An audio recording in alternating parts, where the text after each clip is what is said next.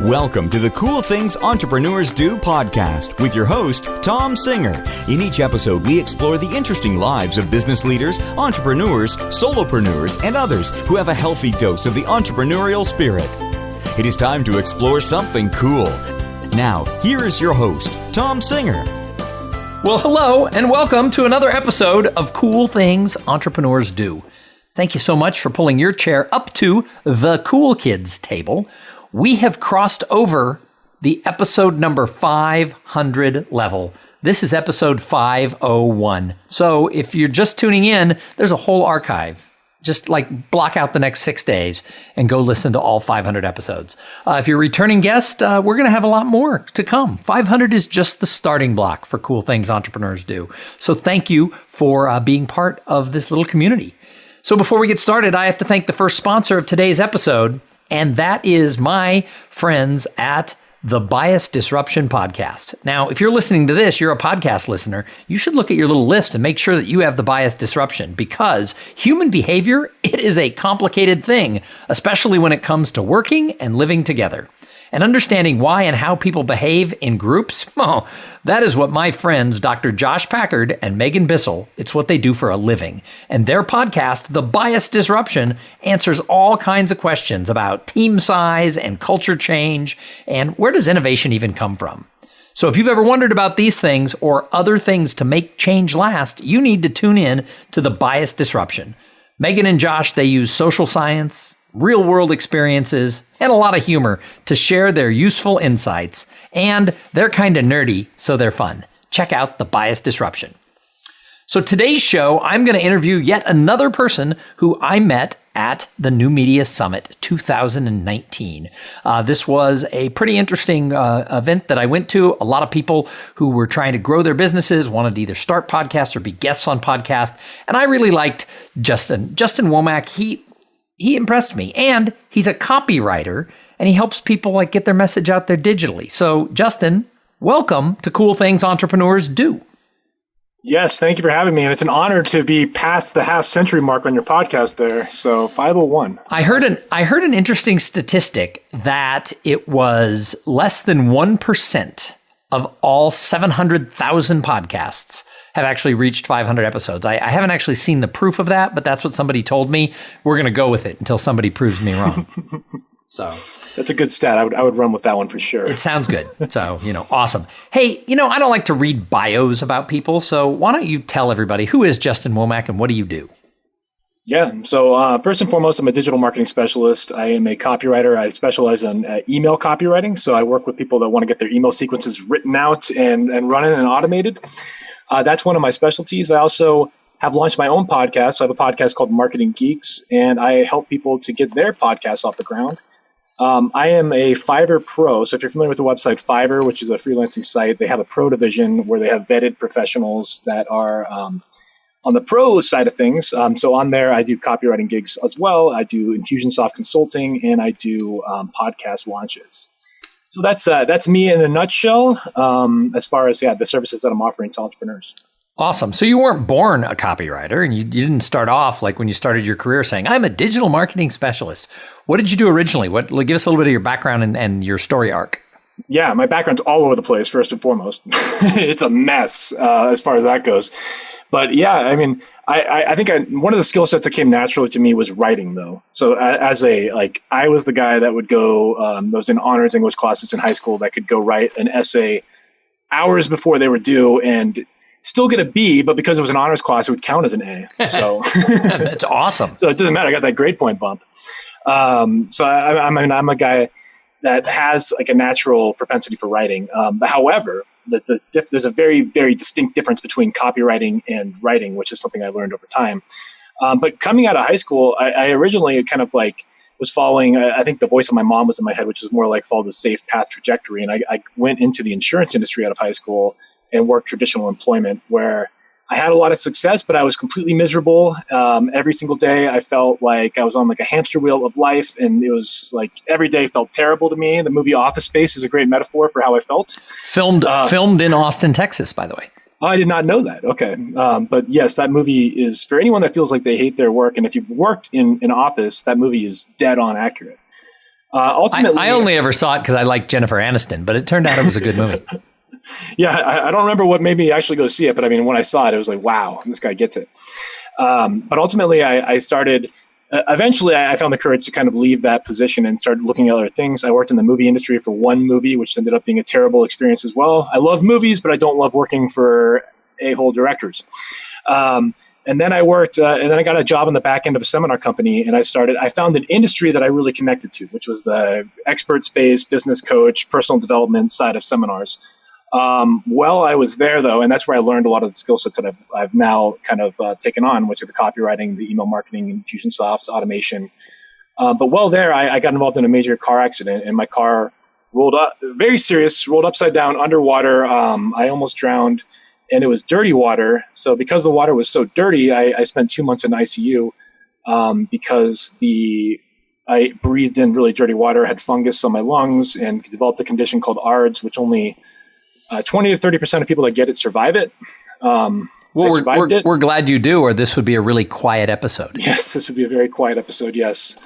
So somehow I amazingly survived it. My wife, who was my girlfriend at the time, stood by me the entire time in that 2 months in ICU. And we're now married. We now have a child. And that's what gave me the impetus to kind of move from behind the scenes, running the back end of these seminar companies, running the back end of things, into the spotlight. And it gave me the permission that I guess I needed to take the risks that I was afraid to take before. And so that's why I went out and started this whole thing on my own.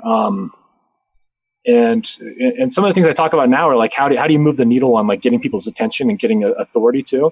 And having a podcast like you're doing, like I'm doing, one of the main things that has really helped to gain attention for myself and my brand. And that's one of the things I teach is like, how can you leverage things that you're doing to make yourself instantly credible in the eyes of other people? And one of them is podcasting.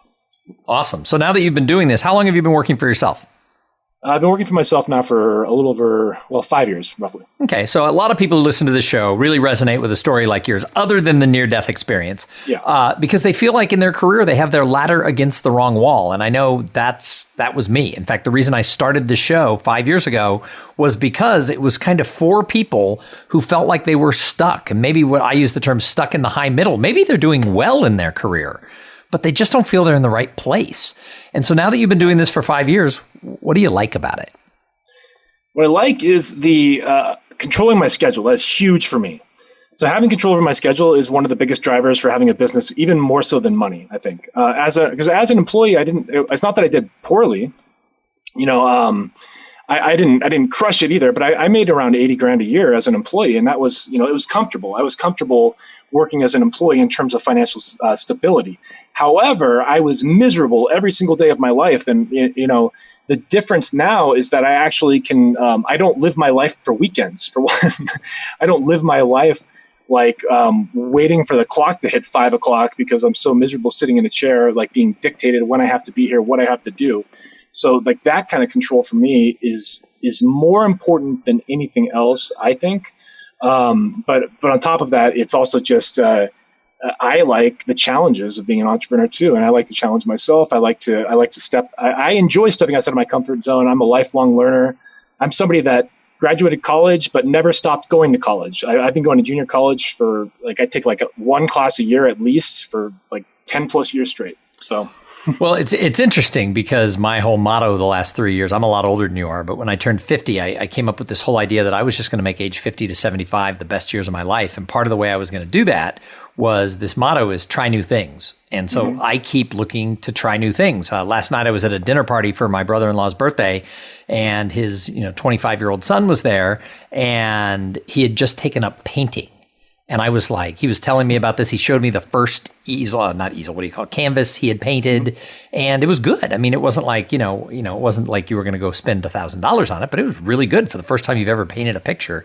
And I was like, ooh, maybe I need to start painting, because years ago, I would have not even thought that. Now I'm like, what can I try? What's new? So I totally resonate with what you're saying, because that's sort of what I try to do, is always be pushing those boundaries, just trying new things. It opens up a whole bunch of doors. So let's flip. Go ahead. Go ahead. I was going to say, I'm a big believer in saying, when opportunities present themselves, which a lot of them have, I try to say yes to as many as possible and kind of just figure them out. So it's like, there's been a lot of times where I've said yes to things that are a bit of a stretch for me, but I take them as learning experiences and I push myself through them, and I come out as a stronger person on the other end. That's something that So let's flip that last question on its head. Are there any days where you think, oh my God, I could have kept a job and a salary, and what am I doing? This sucks.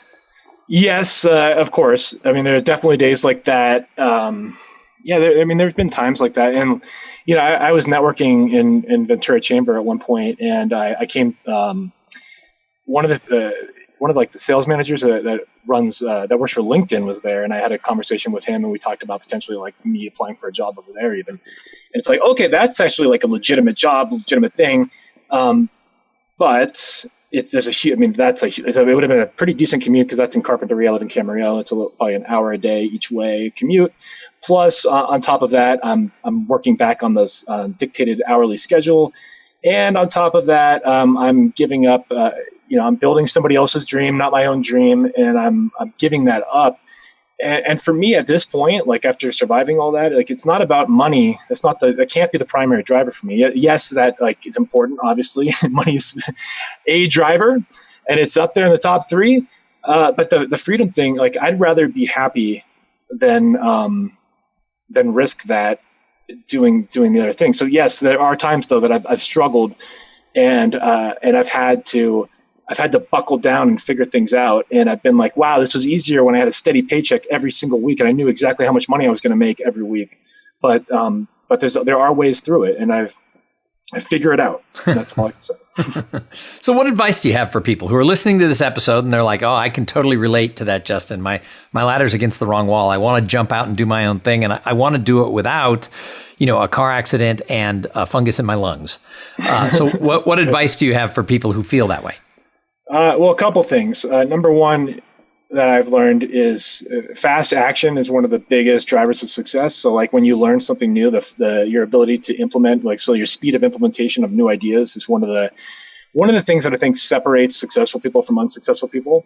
That's one. But as far as like leaving your job and taking those risks go, you have to be willing to stretch your comfort zones, because as an entrepreneur, if you want to be successful, you can't, and even if you're someone like me who's pretty introverted, and I can stretch my boundaries and I can play the extrovert, but I have to challenge myself to do that at times, and I had to take on developing my public speaking skills. I had to take these things on and understand that if you're going to be successful in this, you're going to have to put yourself out there. So there has to be a willingness to both show up on social media, so you have to be visible for one, and a lot of employees value being invisible more than they like to admit. So you have to be visible. You have to be willing to speak on stages. I think that's one of the fastest ways to grow a business is to be willing to speak on stages. There are ways of doing it without, but from a terms of speed, I think you have to be willing to take down that challenge. And you have to be unapologetic about doing it. So it's like, let everybody know that you're running a business now, and this is the trajectory of your life. If you're going in and you're not telling people, which is again something that's more common than you would think, you're just shooting yourself in the foot, and you're just adding challenges to a journey that you don't need to take those on. So one of the things I do when I speak to companies and I work with teams is I talk about this gap that exists for people between potential and performance.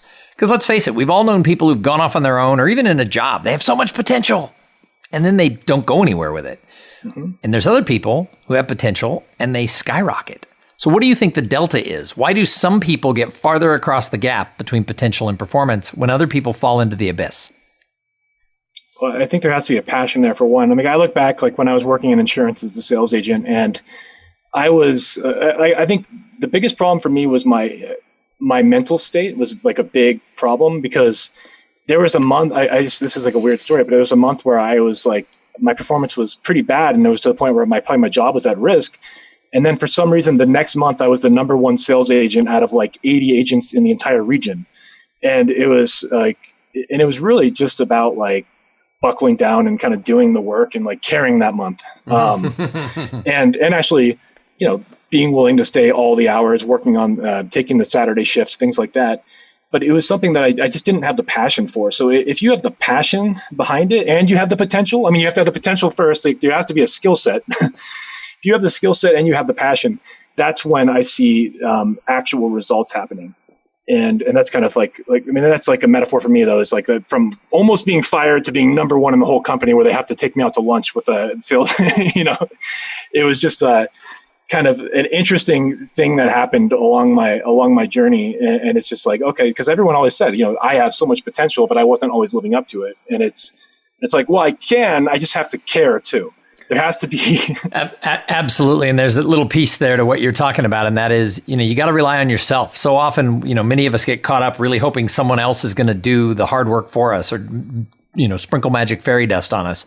Yes. And recently I had a couple people send me links to Emerson's, long essay. It's like 10,000 words. It's like a book on self-reliance.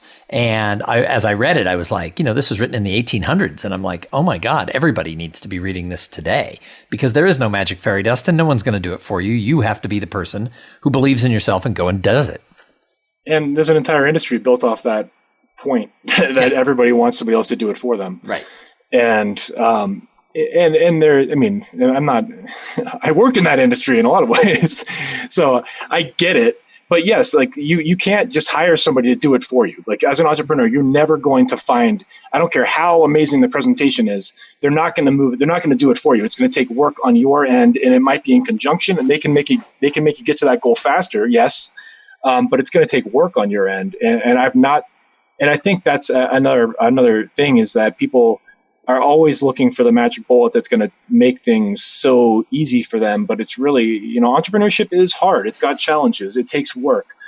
And those people that are willing to do the work and willing, when the days are bad, like we talked about, there are days that are bad, it's the ones that can push through, persevere, and show resilience through that. Because when you come out on the other side of that, you're a stronger person. And so many companies fail in the first year or 2 years or 5 years that if you can actually push through, your odds of success are exponentially higher. So I've got more questions for you before I let you go. But first, I've got to thank the other sponsor of this episode. So this episode is brought to you, like all of them, by Podfly Productions. Podfly takes the time and the headache out of starting your own podcast. Podfly sets you up with the right equipment, training, and guidance to ensure that you sound amazing. They do all the heavy lifting and the technical work so that you can focus on creating great content, growing your audience, and interviewing really cool people like Justin Womack.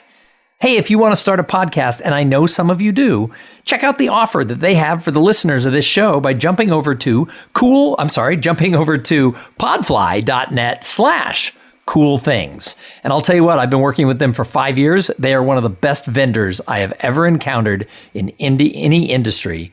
Podfly is awesome. So, Justin, I call the show Cool Things Entrepreneurs Do. What's the coolest thing you're doing in business right now? I think it's the podcast. Like, I really love what the podcast has done for my business. And the biggest thing that it's done more than anything else is it opens the doors to meeting people that I would not have had the opportunity to meet without it. And I'm interviewing people that I'd have to pay like $10,000 to spend a day with these people. And they're coming on my show for free and I'm interviewing them. Like people like Pat Flynn or Ryan Levesque or Dan Locke, like these people that are running 7-8 figure businesses. And I get to have them on my show and I get to borrow some of their credibility by interviewing them because I'm the person doing it. Well, what I tell everybody is the reason I started this show is I know one thing is true, and that is success leaves clues. So when you get around successful people, they can't help it. They have to sprinkle an idea, a nugget, a theory, or a concept on you, and then you get to take that with you. Yeah, and in that same vein, like proximity is power. And yeah, the closer you are to successful people, I think it was Jim Rohn that initially said, like, you're the average of the 5 people you spend the most time with. So when you're spending time around other people with success, it's more likely to rub off on you, and you're more likely to grow at a faster rate. And so I am a little bit selective about the people I spend more time with these days than I used to be, because I want to develop habits of success. And like you said, it always leaves clues. So it's a matter of, are you picking them up or not? Awesome. So We could go on talking about you and what you're doing with your career, but I think that great entrepreneurs, I think they're observers. So I love to ask people when they come on the show, when you look out at the world of entrepreneurs, who do you say, wow, that's the person, she or he are doing cool things? Well, recently, I guess it's Gary Vaynerchuk, just because I love that he basically gives everything for free. So I met him and actually drove him to a speaking gig 12 years ago before he was like famous. He was in my car. Cool. I picked him up at the hotel and took him to the gig, drove him back to the hotel. So while I'm sure he does not remember me, I was his driver. That's why he's famous. He had such a good ride to his speech at TechChange in Austin that I'm sure it changed his life. Yeah, you must have said something that inspired him, that made him explode into who he is today. I'll take all the credit since that was 12 years ago. But I feel like he just kind of he puts himself out there. He gives like his best stuff for free. He's a guy that is very authentic, and he's not for everybody. He throws out the curse words and everything else, but it's someone I resonate with, and I've read all his books now, and I feel like I've learned a ton from what he's been willing to share with everybody. And he's a guy that I think really embodies the spirit of an entrepreneur, and he works really, really hard. So, yeah, definitely Gary V.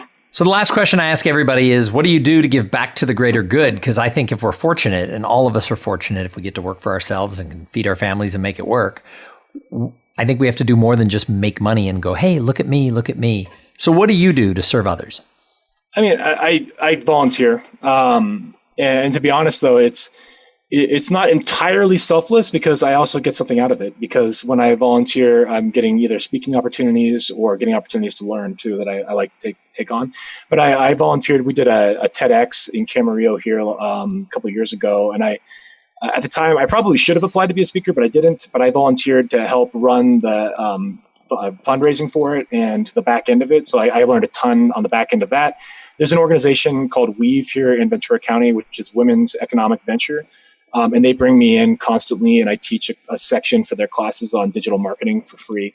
And I also offer free consulting for the women in that program, so women entrepreneurs. So I do volunteer work is the primary. And even like when I spent less time with Chamber recently because they're kind of not my ideal audience for the most part. But when I was there, I would volunteer there too for some of the groups that they would do, and networking opportunities, things like that. So volunteer work is my number one, I would say. Awesome. Well, thank you for all you do. So Justin, if somebody listened to this and they're like, I need to get me a little more Justin Womack, how do they find you? What's the name of your podcast? How do they download it, etc.? Well, the podcast is called Marketing Geeks. You can find it. You can go to marketinggeekspodcast.com, where we have a link to all the major platforms, or you could just go to Apple Podcasts, Spotify, Google Podcasts, all the major networks. Wherever you get your podcast love. Yep, wherever you get your podcast love, go search for Marketing Geeks, or you can search my name, Justin Womack. You'll find the show. We're pretty well SEO'd, so we're pretty easy to find. And that's been an awesome experience. And then you can also find me at my website. Go to jmackmedia.com. That's JMACK. So JM like Mary, ACK media.com. And you can book a free call with me for 10 minutes through the website right there, or you can just fill out one of the contact forms, ask any question, and I will get back to you within 24 hours. So. Awesome. Well, Justin, thank you so much for coming in here and kicking off the next 500 episodes of Cool Things Entrepreneurs Do. Thank you for having me. Hey, and thanks to everyone who listened. I say it every time. If it wasn't for the audience, we wouldn't have a show. If you like the show, do all the stuff that everybody tells you to do. Jump over to iTunes or wherever you get your podcasts and leave a review and give it a nice, positive rating. But more importantly, go tell somebody about it. Almost everyone I meet, when I say, why do you listen to this show? They tell me, well, I found it because my mom, my sister, my boss, my coworker told me to listen to episode number X with someone like Justin. And then I just got addicted and I kept listening. So if you like the show, tell a friend, because word of mouth is the number one way that people find me and the things that I do. We're going to be back in a couple of days with an interview with somebody just as cool as Justin. But in the meantime, go out there, try something new, shake it up, push yourself a little bit out of that comfort zone. And while you're at it, have a great day. Thank you for being part of the Cool Things Entrepreneurs Do podcast. Without your participation and listening to these conversations, there is no show. Connect with Tom at tomsinger.com and follow him on Twitter at TomSinger.